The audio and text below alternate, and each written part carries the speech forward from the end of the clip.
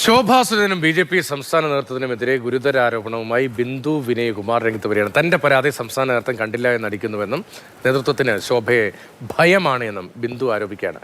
ശോഭയ്ക്കൊപ്പം നടന്ന ഫോട്ടോഗ്രാഫർ ജസ്റ്റിന്റെ ദുരൂഹ മരണം അന്വേഷിക്കണം. ശോഭാ സുരേന്ദ്രന് തീവ്രവാദ ബന്ധമുണ്ട് എന്നും അന്വേഷിച്ചാൽ കാര്യം വ്യക്തമാകുമെന്നും ബിന്ദു വിനയകുമാർ മാതൃഭൂമി ന്യൂസിനോട് പറഞ്ഞു. രാജീവ് ചന്ദ്രശേഖറിന് പലവട്ടം ഈ കഴിഞ്ഞ മാസങ്ങളിൽ 3 പരാതി അയച്ചിട്ടുണ്ട്. എസ് സുരേഷിന് 3 പരാതി അയച്ചിട്ടുണ്ട്.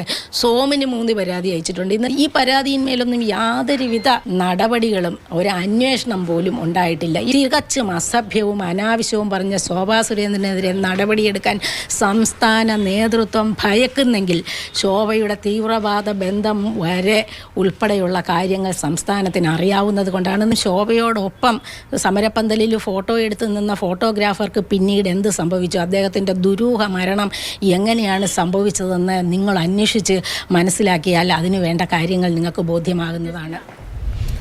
ശോഭാ സുരേന്ദ്രൻ ഭീഷണിപ്പെടുത്തുന്ന ഓഡിയോ പുറത്തുവിട്ടതിന് പിന്നാലെ ബി.ജെ.പിയുടെ പ്രാഥമിക അംഗത്വത്തിൽ നിന്ന് ബിന്ദുവിനെ ഇന്നലെ സസ്പെൻഡ് ചെയ്തിരുന്നു. ഇതിന് ശേഷമുള്ള ബിന്ദുവിൻ്റെ ആദ്യത്തെ പ്രതികരണമാണ് ഇപ്പോൾ നമ്മൾ കേട്ടത്.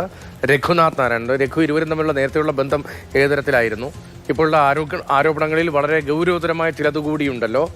എന്താണ് ശോഭയുമായി ബന്ധപ്പെട്ടും ഒപ്പം ഈ നടപടിയിലേക്ക് നയിച്ച സാഹചര്യത്തെക്കുറിച്ചുമുള്ള ബിന്ദുവിന്റെ പ്രതികരണത്തിന്റെ ഉള്ളടക്കം?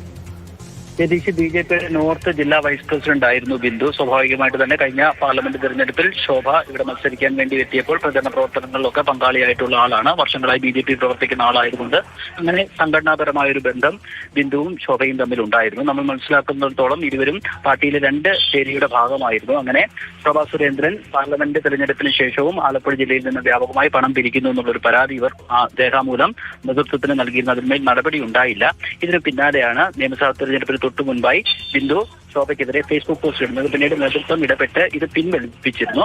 എന്നാൽ ശോഭാ സുരേന്ദ്രൻ ബിന്ദുവിനെ വിളിച്ച് ഭീഷണിപ്പെടുത്തതിന്റെ ഓഡിയോ ശബ്ദങ്ങൾ പുറത്തു വന്നതിന് പിന്നാലെ ബിന്ദു പോലീസിൽ പരാതി നൽകി. വധഭീഷണി, സ്ത്രീത്വത്തെ അവമാനിക്കൽ തുടങ്ങിയ കാരണങ്ങൾ ചൂണ്ടിക്കാട്ടിയാണ് പരാതി നൽകിയത് എന്ന് മാത്രവുമല്ല ഇക്കാര്യങ്ങൾ ഇവർ മാധ്യമങ്ങളോട് പരസ്യമായി പ്രതികരിക്കുകയും ചെയ്തിരുന്നു. പിന്നാലെ ഇന്നലെ വൈകുന്നേരം ബിന്ദുവിനെ പാർട്ടിയുടെ പ്രാഥമിക അംഗത്വത്തിൽ നിന്ന് പുറത്താക്കിക്കൊണ്ട് സംസ്ഥാന കമ്മിറ്റി ഓഫീസിൽ നിന്ന് വാർത്താക്കുറിപ്പ് ഇറക്കിയിരുന്നു. ഇതിന് പിന്നാലെയാണ് ബിന്ദു ശോഭാ സുരേന്ദ്രനെതിരെ കൂടുതൽ പരാതിയുമായി രംഗത്ത് എത്തിയിരിക്കുന്നത്.